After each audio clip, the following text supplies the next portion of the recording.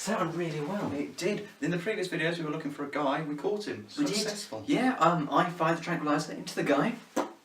Made that noise. It did make that noise, and then Wayne, you accelerated your dance. That was also excellent. That's how I did. That's amazing. That's why I don't get into clubs anymore. But that's because all the girls just had your number within seconds. Yeah, they all have it. It's crazy. But that was a success in that being questioned. But that did pull out something weird, didn't it, Wayne? His name wasn't Trig, or Nometry. Or trigonometry. It was Bob. But then we had further intel, didn't we? Our intel told us that his name was Trig or Nometry. And that was wrong. So there's clearly someone betraying us in the organisation. And new intel has suggested who it is. But only one of us can go on that mission to take him out. And to choose who it is, we have to work out who is better between us. We have to have some sort of competition in this video. So I'll ask you a question, and if you don't get it, I win. Okay, then if I get it, I'll ask you a question. If you don't get it, I win. That sounds fair to me. Yeah. So, thinking of a question. Thought. That was good. So if I have a triangle by, it's a nice triangle. say, 3, 4 right-angled, like that. Okay. What is the area? The area, well, it's a simple equation. Everybody should know it. It's half of base times height. So we have half times 3 times 4, which is 6. The reason for that is that 3 times 4 gives you this whole square. Half of that would give you half of that, the triangle. Yeah.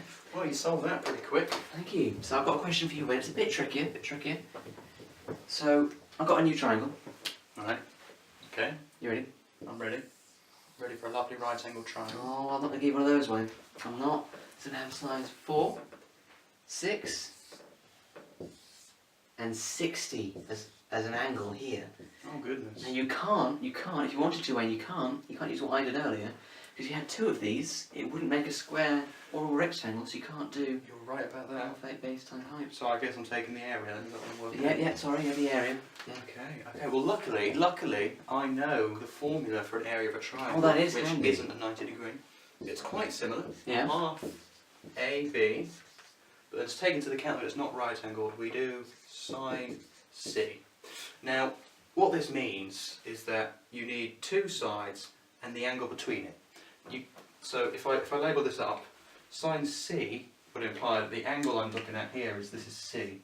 So this could be A and this could be B.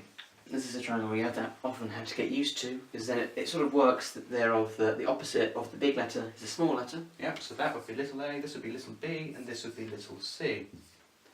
Now this could just as easily have been b, c, sine a, and a, c, sine b. The order doesn't matter as long as you don't have a letter twice. Yep. So as long as both of these letters are different and different to the last one, it doesn't matter. Basically what that means is you have an angle in between 2 known sides, you can work out the area. The question is, Wayne, can you give me an answer? I can indeed, this is easy. Yeah? So area equals a half times 4 times 6 times sine 60. Yeah.